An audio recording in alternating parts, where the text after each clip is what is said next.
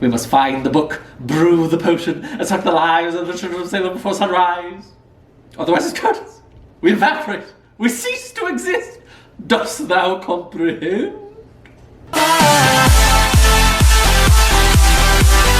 Now we're ready to begin. Okay, so today we'll be discussing My Philosophy for Successful Living by Jim Rohn. And because eventually this university is going to be for my son, all these videos, they're for him. A few years from now, my son is going to be watching these and he's going to say, "That's my dad." And this is the greatest gift that I'm going to be giving him, this education, Ratlife University. And so, in the spirit of Jim Rohn, right, he was the person who sparked my journey on personal development, and the reason why I got into books in general is, and this is the story that I want to start with, because it said, and this is from the book, one good idea can effectively change your entire life. So I put story of Jim Rohn, Mustang, girl from the gym. Buckle up, you're in for a ride. So this is the deal. I remember that, this is for my son watching, there was a time where your dad was a little player. And there's a really good scene in the movie Batman.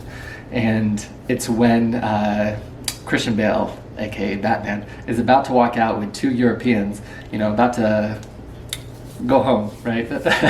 And right when he leaves, and they're frolicking as they do. they leave, and then Rachel, the girl he actually wants, walks past him, and then he's like, "Rachel." She's like, "Oh, Bruce." Is that yeah? He goes by Bruce, right? Not Batman in his in-person persona. And she looks at him, and she looks at the girls, and then he looks at the girls, and then he looks at Rachel, and he says, "Rachel, that's not me." And she says, "It's not who you are underneath, but what you do that defines you." And it's very, very important, because this was a humbling question that I had to ask myself, and I mentioned this in this past video in book 1, As a Man Thinketh by James Allen. And the humbling question that I had to ask myself in 2023 was, are my actions consistent with what I say I want? Okay.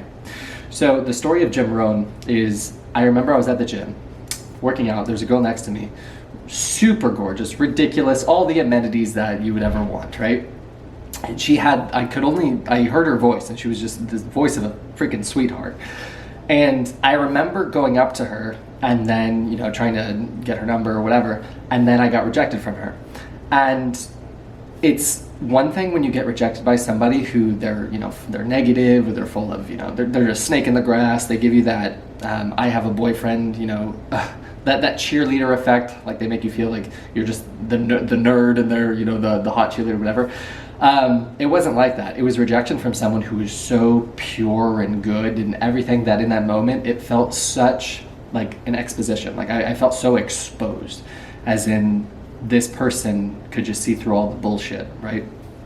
And it goes back to that question, are my actions consistent with what I say I want?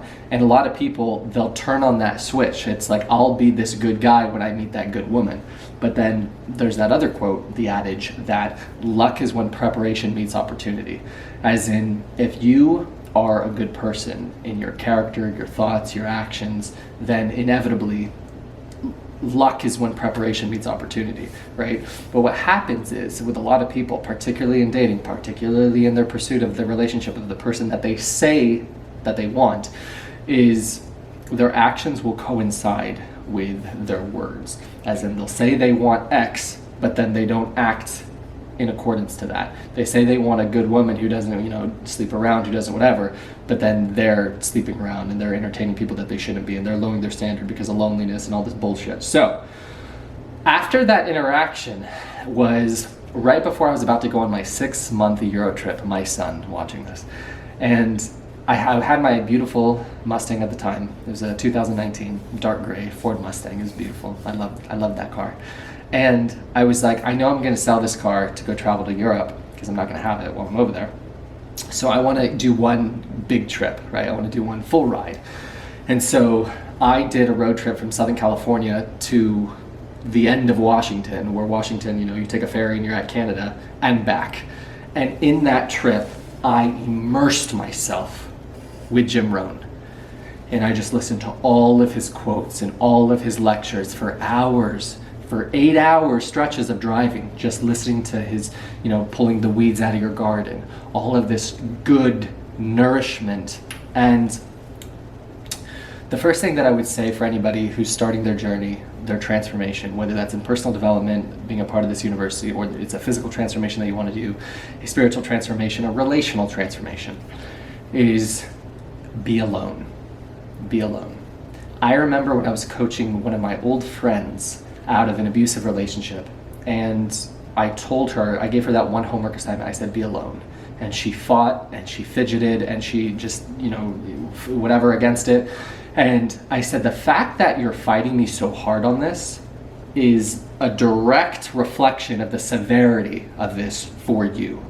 As in the fact that being alone, not in conversation with anybody else, not in texting, not anything, but you can't be fucking alone for a week, just you, that's scary. That is a terrifying thought for you, an action for you. And so she did poorly the first week because while she was alone, she still was conversing all the time with her roommate, and she was texting people all the time. And I was at fault to this because I was responding to her text. And I said, this is defeating the purpose. I said, you need to be entirely alone by yourself, no contact with anybody else. And so the second week did it, as in social media, her phone was on airplane mode, the whole gambit. And at the end of the week, what she told me? She said, Tarek, I know it worked because I want to do it again.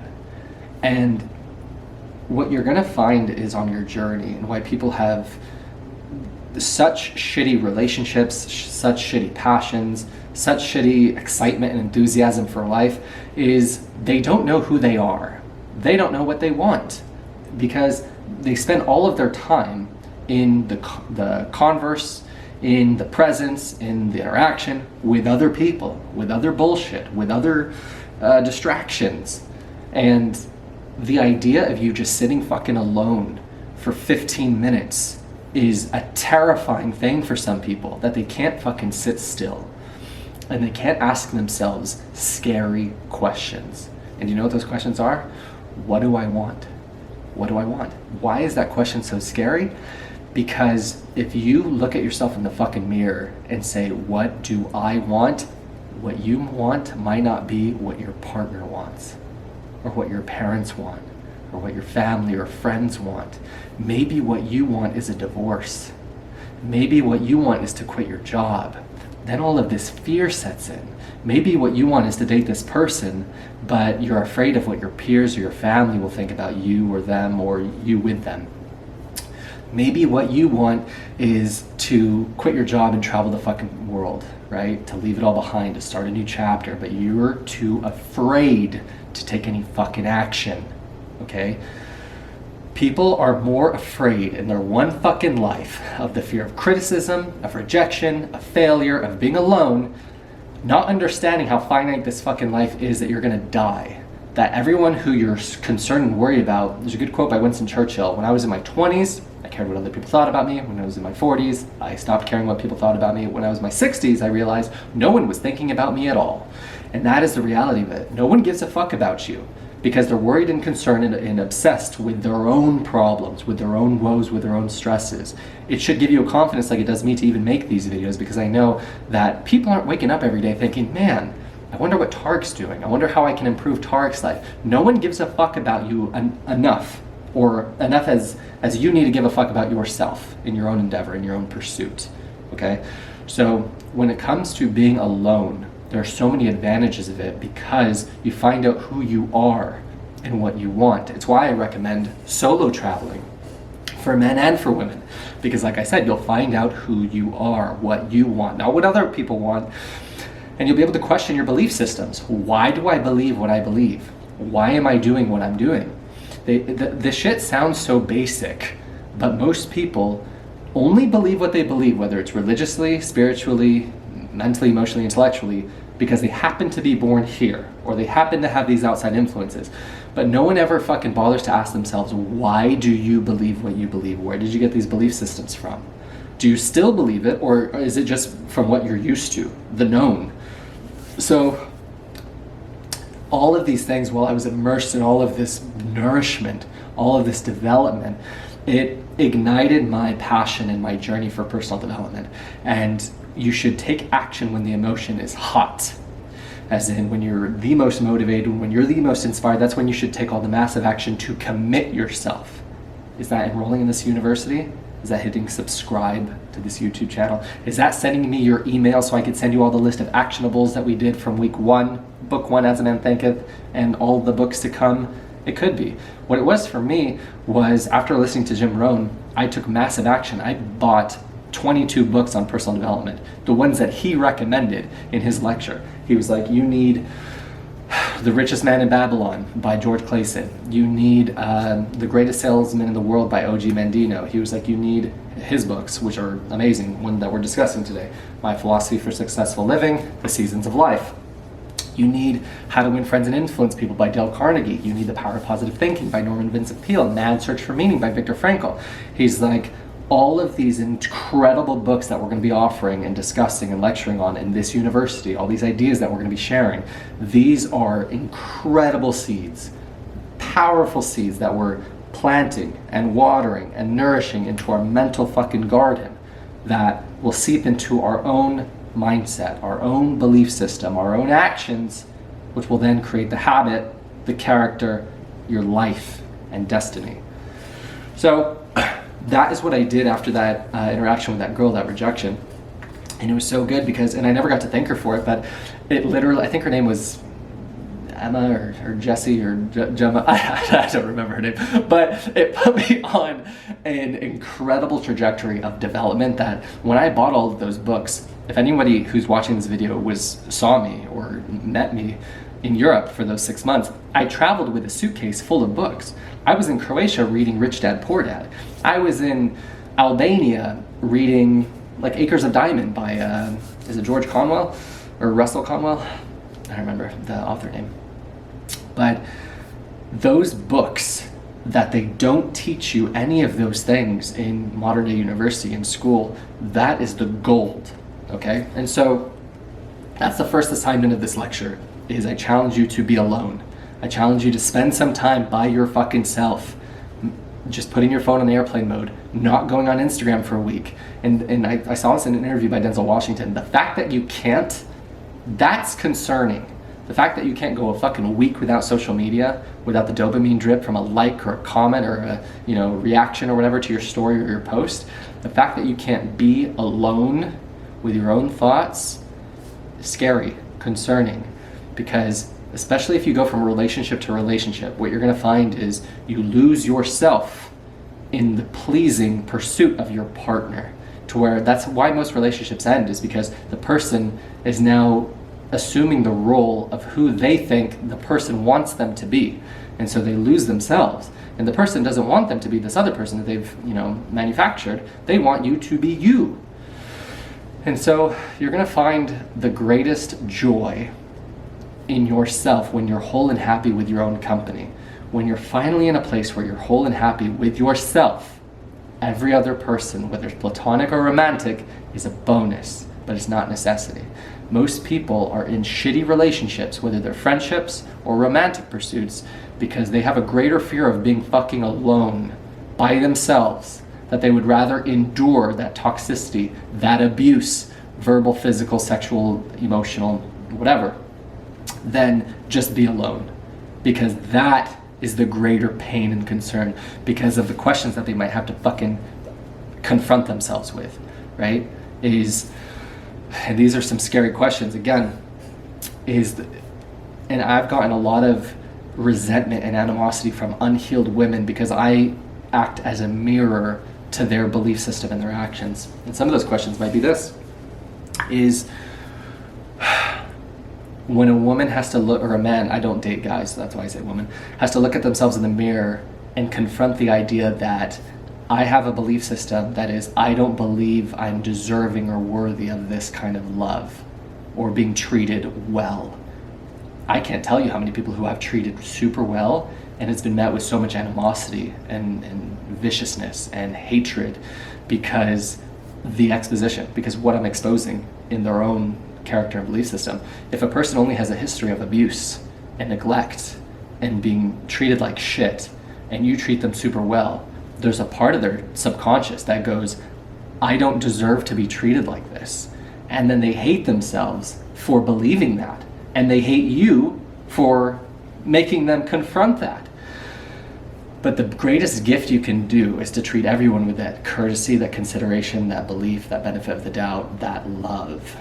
Because, and I saw a great video, it was like, you could be that one fucking person that breaks their pattern. That one person that, even if they meet you with resentment and hatred, you could be the light to where they're like, you plant that fucking seed that I deserve to be treated well. And I've even said this with people that I've dated in the past, is I've told them verbatim, I didn't treat you like anything special. I treated you how you just deserve to be treated. I didn't do anything fucking above and beyond for them. And it was just the basic, dude, courtesy, you know, picking them up or dropping them off or getting them flowers or whatever. Like, just being kind, being considerate, being a gentleman is, to some people, that is so other and so abstract because they're just used to being treated like shit. And there's a good quote: once you remember your value, you'll be embarrassed at the shit you once settled for. But I say all this to say is, Jim Rohn was the mentor of Tony Robbins. And Jim Rohn's mentor was Earl Nightingale. And so I'm starting the university with these core fundamental speakers, is because they've had some of the greatest impact on me and my development in my life. And so I feel like if we can have these powerful, fundamental, simplistic, yet very, very evident words of these titans like Jim Rohn, it'll be a great foundation for our journeys of Ratlife University, or of your own personal development, or your own whatever transformation you're embarking on: physical, intellectual, mental, relational, emotional, financial. All right? So one good idea can effectively change your life. And then I put, the important moments can come from heart. This is a line from the book. Important moments can come from the harmonies and unexpected alignment of the right speaker, the right book, the right idea, meeting at the very moment that you are in the right frame of mind to hear it. As in, I can't tell you how many times that I've had a conversation with someone and it's like talking to a fucking wall, but then you can have a conversation with someone where they're actually in a place to receive it. And I learned it from Joe Dispenza, the neuroscientist. It's, unless you're in an equal emotional state, that of which that is attempting to be received, it'll go in one ear out the other. And something that I love about being intimate with someone is should I be sharing this with my son? No. Is the times where I feel like you get to be the most honest and transparent and vulnerable as post-coitus, no. But I love when I get to be vulnerable and raw, when I get to be honest with somebody. And what I find is, my son, when you're with a woman, is people are the most vulnerable. Anyway, I love vulnerability. And that typically comes when someone puts their fucking walls down. And all jest aside, it's very seldom do people stop their bullshit front and the bullshit mask and the facade that everyone works so fucking hard to put on. As in, nobody just has the courage to say, I don't have it all figured out. I don't know what I'm doing. I don't know how I'm gonna do this. I'm kind of worried. People have such a fucking fear of showing people they're not their best, or that they're in their low, or that they're not where they want to be. And it's like, the reality of it is, no one is. Everyone doesn't have their fucking shit together. Everyone is fucking up. Everyone's making mistakes. Everyone is fallible. Everyone is working their best to bridge the gap of who they are and the potential of who they can be. And when you understand that, it should give you that confidence that I'm just gonna be myself. I'm just gonna be open. I'm just gonna be honest. I'm just gonna be, this is where I am. This is what I'm doing. I would love you to be a part of the journey. You know, because fuck, man, if that's not the beauty of life, is the journey of the courageous pursuit of closing the gap of who you are and the potential of who you can be, then what the fuck is, right? If you can't have people on a part of whatever it is that you're trying to do, who also don't have their fucking shit together, but they're trying and they want to improve, right? Those are the people that you want to have on your fucking team, right? Is somebody who's like, fuck it, this is where I'm going, this is where I'm headed, I'd love for you to be a part of it, and let's fucking do this shit together. 1 + 1 with synergy doesn't equal 2, dude. That's the beauty of it. 1 + 1 could equal 10 or could equal 100. So that is the beauty of alignment, is this is me. This is me having the courage to be open and honest with myself, with who I am, with what I want. Most people lack that fucking courage, strength, and humility to say, my life is my fault. I deserve to be where I am. Everything that I'm enduring right now, my conditions, my circumstances, are my fault. This is where I'll go back to the depression issue, is when somebody says, I have this, I have this, I have this. As soon as you assume full fucking responsibility for your life, for your state, as a state as any other, as soon as you say, this is my fault, and have the fucking courage to assume full ownership, full responsibility, you give yourself the power to change it, to remedy your situation. But so long as you're playing the fucking victim of your life, so long as you're foregoing any personal blame and just pointing fingers saying, I'm not where I want to be because of him, or because, I'm quoting Rocky, because of her or anybody. Cowards do that and that ain't you. You're better than that, you know. As soon as you take full fucking ownership for your life, and that's what this entire university is predicated on, full ownership, full responsibility, full personal agency. Until you fucking do that, dude, we cannot move forward. No great story was ever written on blame. But once you do, dude, once you take full ownership and you have the fucking courage to look at yourself in the mirror, this is my fault. Do you know what's beautiful about that? Yeah, this is my fault. These were my fuck-ups. These were my mistakes. Yes, I did drugs. Yes, I was fucking homeless for a time. Yes, I did all these fuck-ups in these years past. That does not have to be our future, right? This is by Jim Rohn. The last 6 years doesn't have to be like the next 6 years. I can fucking decide today I'm on a new path, a new trajectory. And so that is the premise, dude, of being in alignment, is having the courage to say, this is my fault, but you know what? What's to come, that's my fault too. Next. When you convey, that was for a different video, and you get paid for the value that you bring to the marketplace and for what you become. Work harder on yourself than you do on your job. That is the biggest premise of Jim Rohn, the motivational speaker, who was the mentor to Tony Robbins, who was the mentee of Earl Nightingale, is the idea that you can change your entire life if you work on yourself. Not work harder on your job, where you will be a perpetual rat. The rat in the maze. The rat in Ratlife. But if you choose to work harder on yourself, that is the only way you will escape your rat life. It's the only way you will bridge the gap of who you are and the potential of who you can be.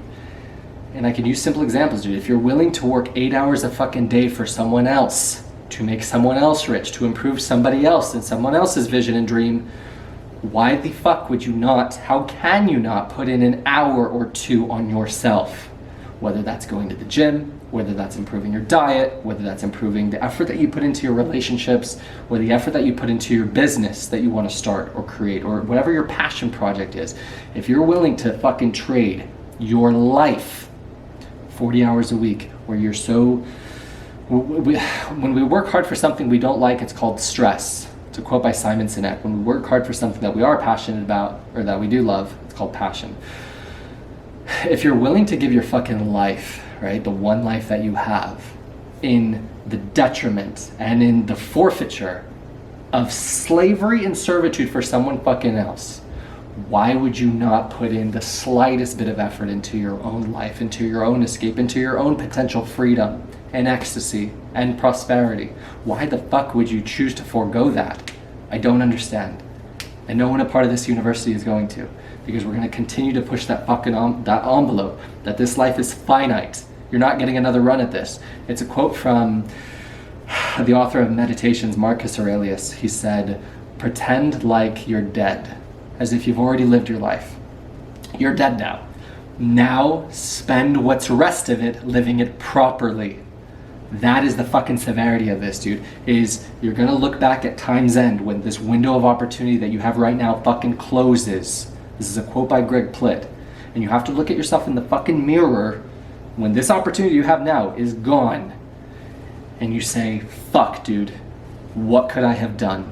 What could I have created? What lives could I have changed? Who could I have became had I had the fucking courage to pursue, right? And you're gonna look at yourself, dude, when you're in your 40s, 50s, 60s, with the greatest fucking pain. And it's not the pain of pursuit, dude. It's not the agony of being the man in the fucking arena whose face is marred with dust and sweat and blood. It's not any of the physical pain of going to the fucking gym and giving you your all. The greatest pain is the burden of regret, the wonder of what if. When you have to look at yourself in the fucking mirror, knowing who you could have been, but you were too much of a fucking pussy to take any action. Can you imagine that? I said this in the last lecture. And then you have to look at your fucking son in the eye and explain to him why you gave up. You have one life to live, dude. We're not gonna live it in the burden and agony of pain, of regret, of what if. Fuck that. That's why I love courage so much. It's not that you're not terrified, dude. It's that you do it anyway. And so work harder on yourself than you do on your job, right? You have to give yourself a window. And I learned this from Joe Rogan. It's exactly what I did with Ratlife the first time. And that window is a financial window. And the financial window is, I'm gonna work really hard and save these little coins so that I have this window of 6 months where I can cover all of my overhead expenses and I don't need any sales, that I can pursue my endeavor, right? You have to give yourself that window to escape your fucking, whatever shit job that you're in, whatever debt that you're trying to climb out of. But that doesn't come by following the norm. Because if you follow the current world, the dogma, the modern day bullshit, you will be a slave in that tax bracket forever. You have to work harder on yourself. It is the only way that you will escape perpetual fucking slavery. So I cannot stress that enough. I could tell you nothing else in this lecture, but work harder on yourself than you do at your job. My day, I get up at 3 in the morning, I go to the gym. After I go to the gym, I come home, I meditate. After I meditate, I make my breakfast, then I go to work for fucking 8 to 10 hours. Then I come home, I'm editing videos, and then on my weekends, I'm reading. I'm reading the Bible, I'm reading personal development, I'm prepping the lectures for these videos, and then I'm working with the AI to crop these videos, and then I'm watering people who are in my garden, whether that's giving them recognition, writing letters, doing whatever the fuck. If you choose to immerse yourself in betterment and growth, in watering your garden of nothing but good, what the fuck do you think is the inevitable result for your life? But if you choose to neglect in any aspect of your life, dude, it will bleed. If you choose to forego the gym, if you choose to neglect your physical health, do you think you're going to have the same success in your relationships? Do you think you're going to have the same success in your business, in your career, in your academics? No. Neglect bleeds, dude. This is a quote I got from Jim Rohn. How you do something is how you do everything. If you do the small things well and with tact and care, you will do the big things, dude. Another quote by Greg Plitt. If you do it when no one's watching, you'll do it when everyone's fucking watching. Next. So, find a mentor who will help you transform your life. I've never had a mentor before, but for the first time ever, I did an entrepreneurship boot camp last week, Thursday, Friday, and I'm gonna be having several mentors, which is super cool because I've never had accountability. And so I have incredible accountability both through Ricardo, my amazing teammate who's on this path with me, probably watching this video, this lecture, but also with these mentors because I'm gonna be checking in with them every month. And so that's forced accountability. And so if you guys are lacking that person in your life or that teammate, I've been fucking alone for all the years, man. Whether that's in relationships, whether that's in the gym, training by myself, whether that's in personal development pursuit, Ratlife, like I know what it means to be alone for years, dude, for years. I know what it is to have not a single fucking person believe in you. It's like, but the awesome part about finding people who are where you want to go is, and I've learned this from every person who I've studied in personal development or someone who's had mentors or someone who's, reached out to that millionaire or that billionaire, is people who are there want to help you. They want to, especially as they're really, really older, that's the greatest fulfillment that they have is just giving back, right? And you're gonna find that people want to help you. They just don't know because you don't ask. And then the ones who are at the super, super top, the super elite, is they get such a great sense of joy and fulfillment from helping you, because people love to help people who want to help themselves. Something that I'm going to introduce in semester 2, I wasn't going to share this yet, is office hours. So that's to come. I'm not doing that right now, but where I'm going to invite people over WhatsApp audio message to send me a message with whatever problem, any conflict, any problem, any issue, and then they could just share it, whether it's a relationship problem, their financial problem, their physical problem, their gym, health, whatever.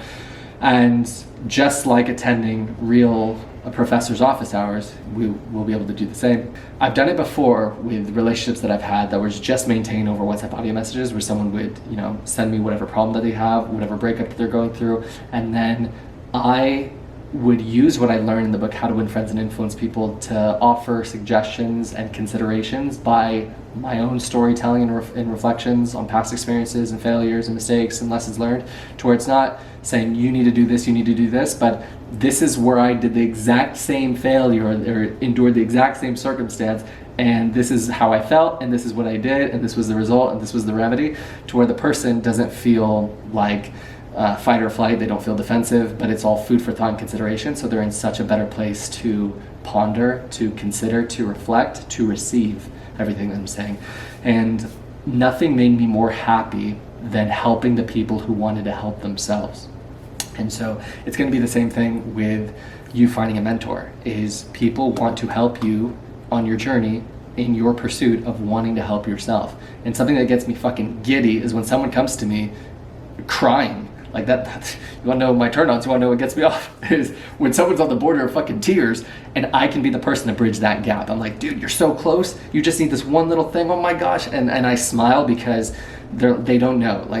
And everything that they're saying right now, while it's well warranted, while they feel very frustrated or overwhelmed or about to give up, about to break, the excitement comes from me knowing, dude, you're so close, and that it's gonna be fine because I know what you need and I know how to bridge that gap. And so the excitement is like, dude, we got this, don't worry about it. And that's all in the pursuit of you finding a mentor. So every actionable that I'm giving from these books, I want you to know, as the professor of this university, I am applying them in real time. I'm never going to be teaching something that I'm omitting, or that I'm not going to give a fucking actionable at the end of the week where it's like, Tark's not doing it. No, we're all doing this. We're all in this university of development and growth together, right? We're all in this together. List out all of your excuses. This is from the book, and rip it to shreds. All of them. List them out.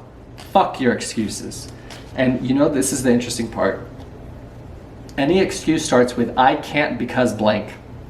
The because blank is the story, the bullshit story you tell yourself as to why you can't. Quote from Tony Robbins, the mentee of Jim Rohn.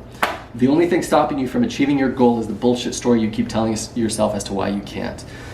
And the reality of it is this: your circumstances and conditions aren't going to change. Your story and your priorities are what change. I know this firsthand with dealing with parents and grandparents that I've coached who are my clients. I don't have time, I have the kids, I don't have the money, this is the food, blah, blah, blah. All bullshit excuses, limiting belief stories as to why they couldn't. When they put their bullshit excuses aside and transforming became a priority because they start to see results, because they took more action, because they tapped into their potential, because they had belief, because it starts with belief, all of a sudden, then they made the time. That's weird. I can wake up earlier than my kids wake up. I can go to my personal training session and then come back home before my kid wakes up and then prep their lunch or breakfast or whatever, and then take them to school. Before I go to work. Oh, it's not that I don't have time, I'm just full of shit and have excuses. And it's not a priority, because it's a lot, it takes so much more courage for you to look at yourself in the fucking mirror and say, it's not a priority. Because if you wanted to, you would. Very exposing in the relationship context. And I want to say this for all young men watching this video. There is no such thing as I don't have time. There's no such thing as I'm too busy. There's no such thing as I can't. You are not a priority. If you were, they would. Ladies watching this, same thing. The guy you like, whatever, if they wanted to, they would. No response is a response. Not everyone has the same heart as you. These are all lessons that I've learned the fucking hard way, that I'm sharing with you, because the whole point of this university, the premise of it is, if I share all of my failures, maybe you learn things the hard way or the hardest way. I'm trying to have you only learn the hard way, not the hardest possible way. It takes fucking decimation for people to be like, oh, I understand now. And don't get me wrong, I'm the kind of guy who I need to touch the fucking stove to know it's hot, all right? That's me, I'm fucking stupid. But if I can give to you my failures and all of this, then maybe you won't repeat them, right? And that's actually gonna come in the next thing, is learn from other people. Learn from your failures in your past and learn from the failures of others. It's very simple, but most people don't. Most people, they don't fucking get the lesson until they get decimated, because your dumbass only learns the hardest possible way. Stop that. Avoid that. You could save yourself years of pain and failure and heartbreak and all of this by just studying and learning from people who have fucked up. It doesn't have to be you. Okay. Philosophy. From my philosophy of successful living. If you work hard on your job, you can make a living. If you work hard on yourself, you can make a fortune. Success is not something you pursue. Success is something you attract by becoming an attractive person. All of these things I drowned and immersed myself in through Jim Rohn while I was doing that road trip all the way to Washington and back in my beautiful Mustang. And it's so true. The irony of life is, as soon as you're whole and happy with yourself, that's when other people decide that they want to be with you and a part of you, because that's when you're most attractive. When you need people, that's when you're going to be the most alone. You're going to be the most alone when you actually fucking need people. But as soon as you don't, then all of a sudden they decide they want to be with you, all right? So I'm giving you that gift of foresight when you're feeling super low, when you're wrecked, when you're down, when you're not getting a single DM, no notifications, no one gives a fuck about you, is spend all of your time, energy, and focus developing yourself, number one. But then number two, and it's going to come here later, is find a way to give to others. If you spend all of your time and energy focusing on other people to give to them and to recognize them through specificity, as in something, if you ask yourself this question, what is something I could really admire about this person, and then tell them. Most people never fucking tell people when they like something about them, but they're very quick to tell them when they don't like something, right? If we had more people take the time to recognize other people, particularly men who never get fucking complimented ever, is that shit would bring so much light into people's lives. I can't tell you how many guys who I've given one fucking compliment to, dude, they remember that for a year because no one gives a fuck about them. So this entire university, anchored to young men, understand no one is going to give a fuck about you at all. You got to be your own hype man. And if Tarek has to be the one in your corner to do it, I will, by the grace of God. I will. Here we go. Moving on. Is focus on making yourself better, right? And I wanted to say, find a way to serve many people. And this is a really good idea. Do what you can, where you are, with what you have, because what you have is enough. When I was living in my cockroach and rat-infested room that I rented in Santa Ana once upon a time, right after graduating from UCLA with a UCLA degree, I was folding my laundry listening to a seminar by Tony Robbins, who asked a guy in the audience, "Are you happy with where you are now?" He said, "No." He said, "Okay, but with where you are now, could you completely change somebody else's life, even though you're not where you want to be yet?" And the guy said, "Of course." He said, "Then do it." And I heard that, and I said, this was in 2018, December 2018. I was like, December 2017, right before the 2018 year. I was like, I'm not where I want to be yet, but with what I know in fitness, I could completely change someone else's life. And so I remember New Year's Eve, I marketed it from December until New Year's Day of end of 2017, 2018, where I was like, I'm taking 10 people, and I posted this on Instagram, and I said, I'm going to change your life, and I'll do everything for you in the fitness, everything. As in, I'll do your diet, training, macros, cardio, supplement protocol, like everything for free, no problem. For 10 people, right? And from just focusing on giving with no expectation of return, that would turn into a client that I would retain for the next 5 years. And then other relationships and other friendships that would just, the amount of fruit you get from just giving, and not business, not giving in the expectation of return. That's business. But giving for the sake of giving, absent any expectation of reciprocity, you are going to be bewildered at the amount that life gives you back. Another philosophy of Jim Rohn, not in this book, but in Seasons of Life, which we'll go over later in the semester, is when you plant that apple seed, you don't get an apple, dude, you get a bushel of apples. As you sow, so shall you reap. If you plant good, if you give, you don't get, if you give $1, you don't get $1, dude, you'll get $10. That's the importance of tithing, of giving 10% of your income away all the time. And we'll go into financial literacy in semester 2. But for now, you just need to understand that the more you give, the more you'll get. And you don't get what you give, dude. You get 10 times what you fucking give. So don't focus on what they get. Focus on being a good and great giver without expectation of reciprocity. Because you have to understand, dude, it comes back to you. You're going to get exactly what you want, not in the way that you think. So if you just focus on giving without transactional relationships, without I'm going to give to you and I need to get back from you, but I'm going to give to you and I know it's coming back to me, so I'm happy to give to you lavishly. Dude, it's going to come. So the story of Tony Robbins, while I was folding my laundry and I had that idea, I was like, I'm going to do this, and I did that. And that would, like I said, turn into all this financial opportunity. It would fund so many Euro trips to come. It would allow me to get my Mustang. It would allow me to move into my own apartment. The amount that you get from giving, second to none. And then when I would do the thing again, it also gave you, when you start a business, it doesn't matter about the charge. Do whatever you do for free, because what you'll get are testimonials, and those are invaluable. And I learned this from my soon-to-be mentor, Scott Sorrell, who I'll be meeting with this coming Friday, is just focus on, especially anytime you're first starting. You're starting a photography business, you're starting a personal training business, you're starting whatever. Just give lavishly, give abundantly, over-deliver, because the testimonials, those 5-star reviews, you're going to be able to use them and leverage them for when you're charging 100 times your fucking prices. And I can speak to that person because that's exactly what I did. I would help people transform their lives for free, because I was like, I'm getting these testimonials that eventually we can leverage into a coaching business or into a personal training business or to whatever.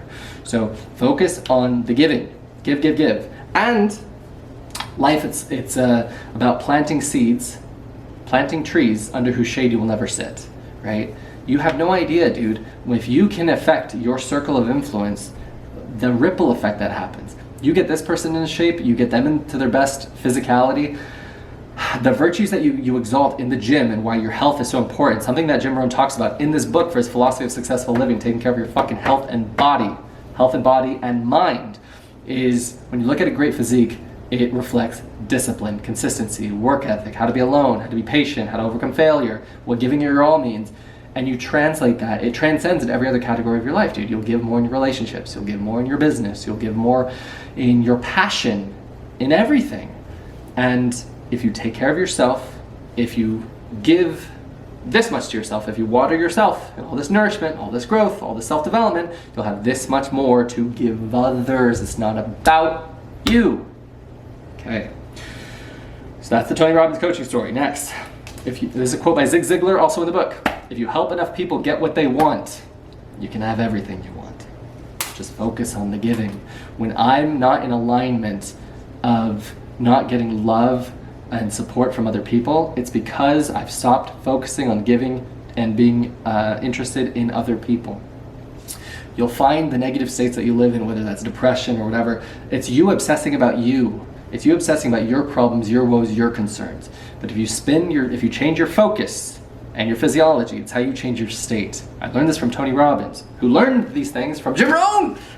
Not this, but he studied psychology on his own. But if you change your focus and your physiology, you'll be able to change your states. And whether that's in a state of gratitude, in a state of certainty, in a state of appreciation, joy, playfulness, generosity, you can change these things in an instant. Most people can't, because they don't condition the emotional states as if it's a muscle. They don't practice it. But if you focus on giving to someone else, you can, through your actions, elicit things like oxytocin. If you write down your goals and cross them off, you can elicit things like dopamine. If you go to the gym and you work out and you work really hard, you can elicit things like endorphins. There's things you can do in your actions that will change your emotional state. It's much easier to control your actions than it is to say, I'm gonna feel this way now, right? But if you focus on giving other people, you'll feel better, right? When other people see you doing good, they feel better. You get oxytocin from seeing someone pick up trash from the ground. It makes you feel good and want to do good, right? You have no idea, dude. There's a quote by Jordan Peterson. He said, you have no idea the hole that your absence would leave. And this isn't to talk about people, suicidal or depressed or anything like this, but it's like, when I say it's your responsibility to pursue your action, to pursue your endeavor, to pursue your passion, to whatever thing that you know that you're called to do, it's your responsibility to it, because when you forfeit the responsibility, you forfeit and neglect to remember the people that you have the potential to change, the lives you have the potential to change, to save, to improve, to better.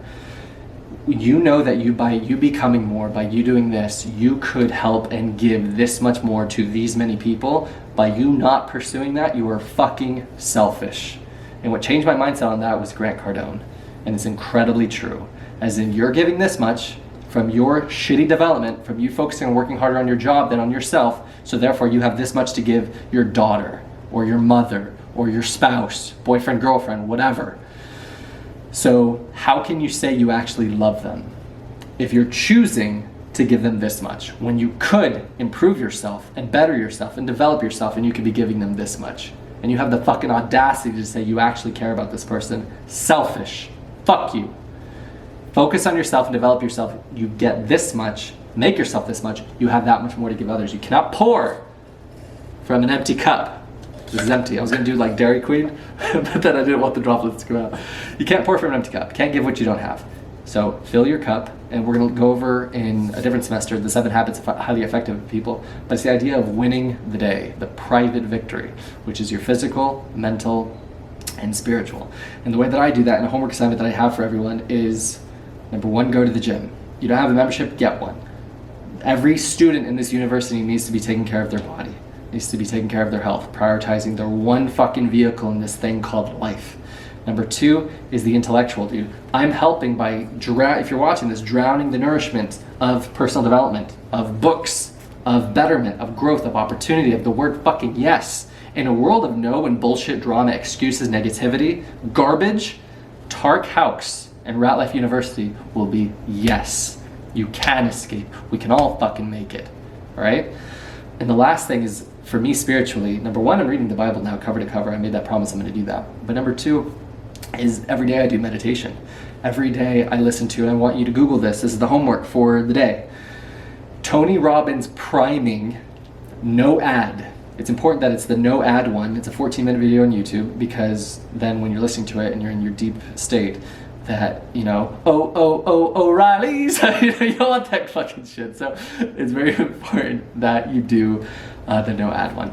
But it's great because it changes your focus, it changes your physiology. You're able to embody a state of gratitude. You're able to, we'll learn this in The Power of Positive Thinking by Norman Vincent Peale, you're able to literally send love to someone across the world, and then you're able to sharpen and harness your reticular activating system by the last thing in the meditation, which is a priming exercise. What is a goal that you want to achieve this month, this year, this week, whatever? And it's about focusing on what it is that you want and embodying the feeling, the emotion, as if you already have it. So, I would highly recommend it. Next, I said invest in yourself, invest in your own self-education, and I didn't say this, Jim Rohn said this, and then take that knowledge and use it to help others get what they want and need out of life. And then, like I said, life, it's not about what you get, it's about who you become and what you're able to give now that you've become more. All right, 2 more pages, that's it. Wrap this up. Be so busy giving others recognition that you don't really need it for yourself. You'll find that when you're in the pursuit of giving to other people, you give so much significance, recognition, validation to others, you won't, compliments will feel very hollow. Like you fill your cup on that emotional balance level so high that by giving, that when someone says you're awesome or I love what you're doing, you're just like, cool, thanks. But it doesn't really have any emotional weight. It's only when you don't give recognition and praise to other people, when you're not in that exalted state of love and self-respect and self-love, that those outside compliments have so much more weight. So fill your cup And then when you are able to give abundantly, you'll find your cup is filled in terms of recognition, validation that you don't need. There's direct correlation. So when your self-respect, self-image, self-love goes down, your need for validation, recognition from other people go up. And you find this all the time in relationships. When someone feels so depleted from people-pleasing and pedestaling and just giving, when they're pouring from an empty cup, their need for approval from their potentially abusive partner is fucking here, right? But as soon as they remember their value, they get embarrassed at the shit that they once settled for, right? So very important, be so busy giving others recognition that you don't really need it for yourself. Next, you need to keep your body strong and healthy if you're going to achieve your goals.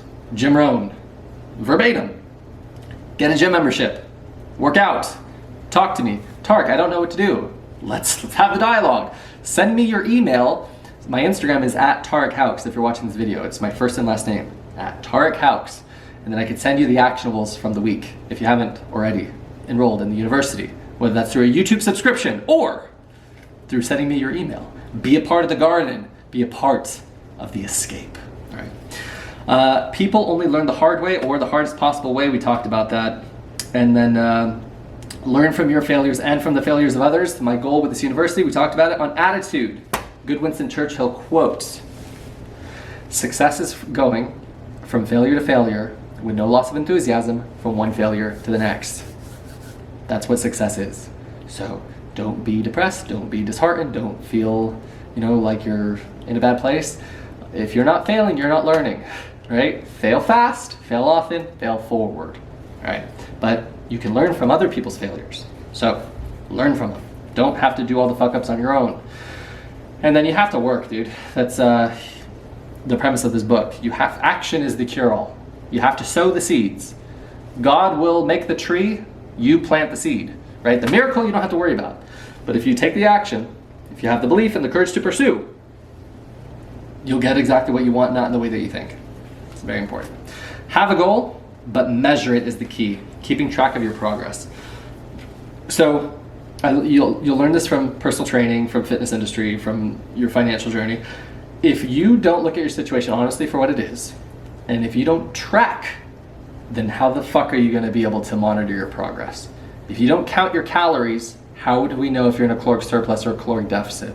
If we don't count your expenditure, how do we know how much money you're spending month to month? Okay?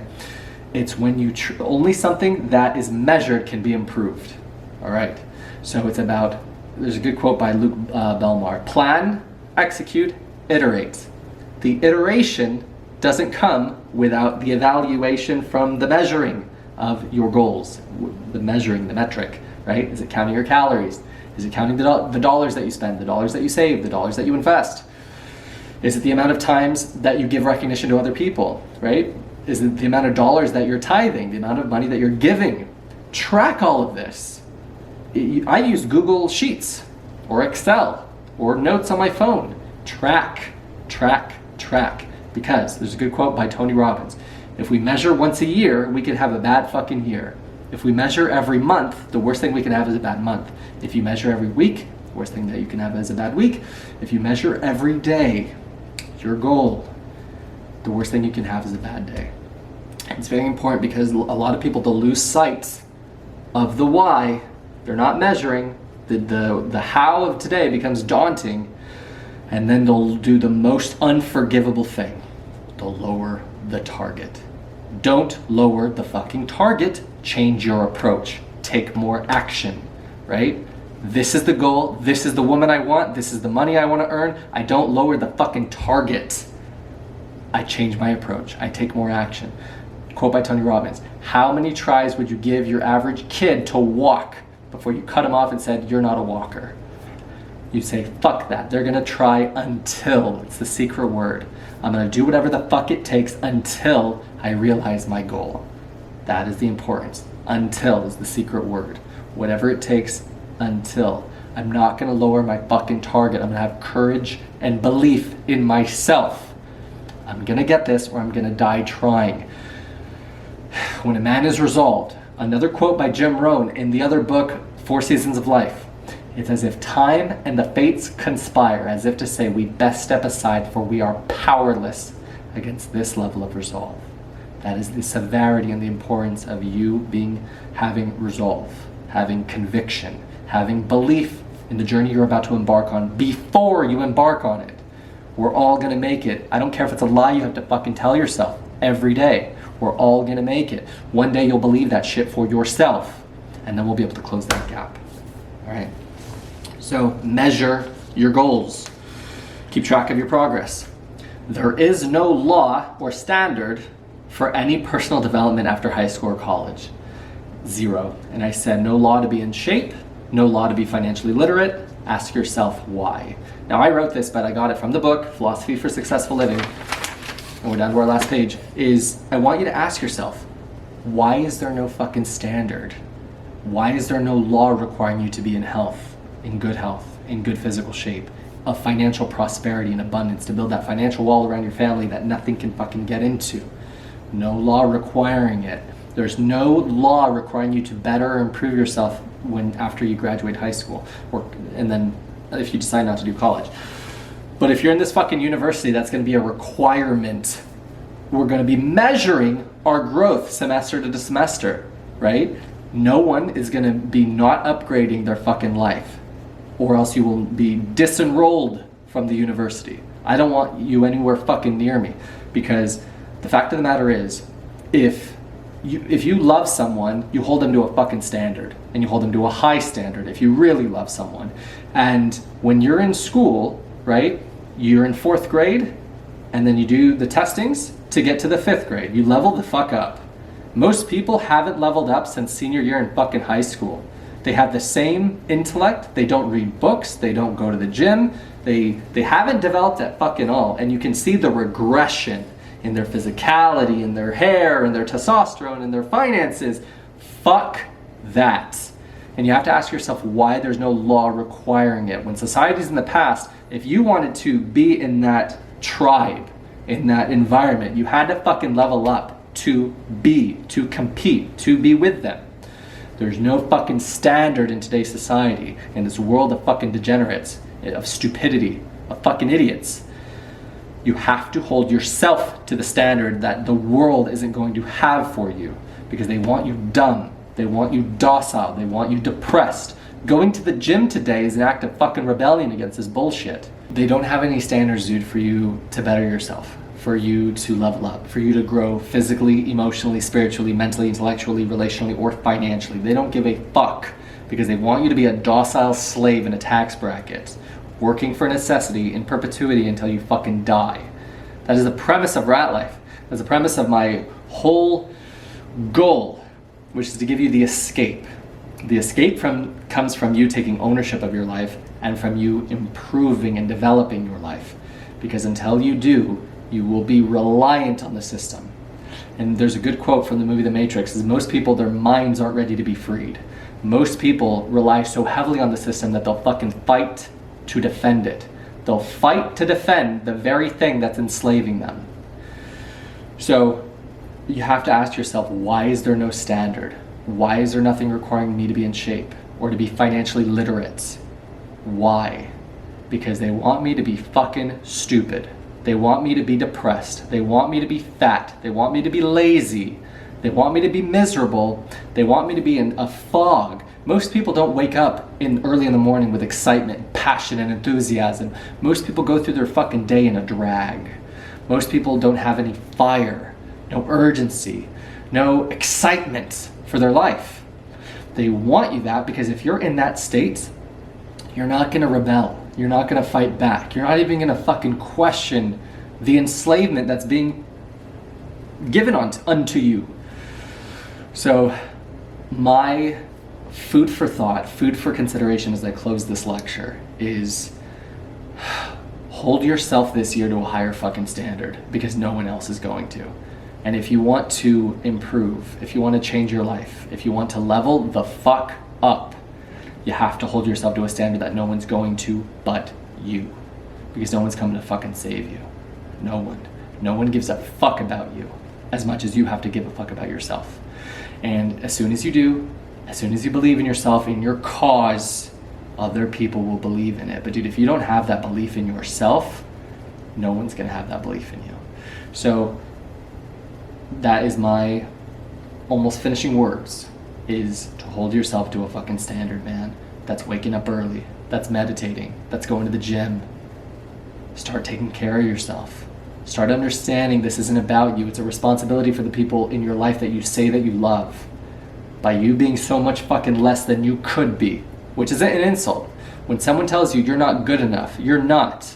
You're not good enough right now to be at this level. You need to become more to get to here. Who you are right now is great for where you are, but it's not enough for where we need to go, where we're trying to get to. You need to level the fuck up. So, hold yourself to a higher fucking standard. All right. Next, quiet your mind and drown out the noise, dude. I'm gonna challenge everybody watching this video, dude, to spend time this week alone. Alone. In the absence of social media, in the absence of daily texting, whoever, whatever person. Begin to cut the negativity out of your fucking life. Be alone. Ask yourself, what do I want? Scary question. Because what, like I said earlier, what you want might not be what your wife wants, or your kids want, or your parents want, or your boyfriend, girlfriend want. What the fuck do you want? Who do you want to be? Where do you want to go? What life do you want to live? Meditate. It's the other part of your homework. Tony Robbins, priming, no ad. You should watch that every day for the week. Every day, right? It's going to be very hard for you if you've never meditated before to fucking sit still, to quiet your mind. But you're going to find by the end of the week, you're going to love it. To be able to embody gratitude, to be able to quiet and relax your body, to be able to give yourself that grace and forgiveness, both of what you've done, your own mistakes, but to give forgiveness to other people that you're harboring so much resentment and animosity and bitterness and spite towards. Meditation, I would rather skip a day at the fucking gym. I'd rather miss a workout than miss a day of meditating. And I've done that. It's like if my time is here, those 14 fucking minutes are more important than anything else. That grounds my day. If I didn't have that, then punch a fucking wall for all the stupidity that I have to deal with on a daily basis. If I didn't have that, just relaxation, that mental release and bliss, it's euphoric once you're able to really tap into it. So, but it's challenging when you first start because it's very hard for you to quiet your mind. So, I'd highly recommend it. And then you can accelerate your education with the right mentor, is what this book finishes with. And how long should you try? Until you achieve your fucking goal. So that is book number 2, My Philosophy for Successful Living. I didn't pull all of the philosophies out. This isn't a book summary university. What I'm doing is I'm extracting a lot of the gold, as much of the gold as I can from these books. And I'm giving you guys the gold, I'm giving you guys the actionables, because it's gonna compound over time. And all of these ideas and principles and ideologies spark thoughts and stories and reflections from my own past, from my own story, from my own failures, that I can then impart unto you. And so that is the goal with the university, is to invite all of these ideas, to invite all of these ideologies, to plant all of these nourishing seeds. You can, it's possible. We can all escape, we can all fucking make it. Anyone can, with belief and the courage to pursue. That is Ratlife. We're all gonna make it, right? These are very, very simple philosophies, right? Success, very simple disciplines. Quote by Jim Rohn, the author of this book. But why are most people not successful? Because everything that we're discussing, very easy to do, very easy also not to do, right? It's very easy for you not to go to the gym, to not meditate, to not give a part of your income away, to not give recognition to people who are doing good, you look at someone and say, wow, that's really cool, I really like this about them. So fucking tell them. Write them a DM, write them a letter, send them a fucking text of something you admire about them in this one life that you have. When you're gonna fucking die, you'll never regret telling someone how you feel. You'll never regret uplifting someone. We live in a fucking world of lack. Everyone living in that state of, I can't give recognition and praise to this person because them winning in this delusion of a world I'm living in, it means I'm losing. It's bullshit. That's lack. Abundance is, dude, I know that their happiness and growth and winning and success in no way affects my potential happiness, success, in the slightest. So I'm gonna pay credit where it's due. Do you understand? So these are all philosophies of successful living. Boom.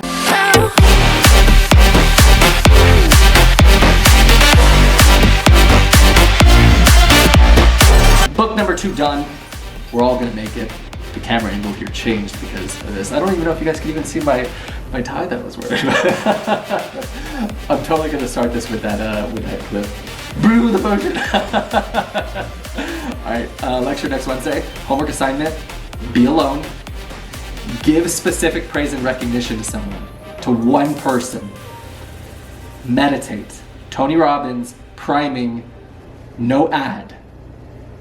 And go to the fucking gym, get a membership if you don't have one, and subscribe, and send me your email. You send it through my Instagram. I don't know how to do messages on YouTube. @TariqHauk. Send me your email. You'll be officially enrolled in Ratlife University.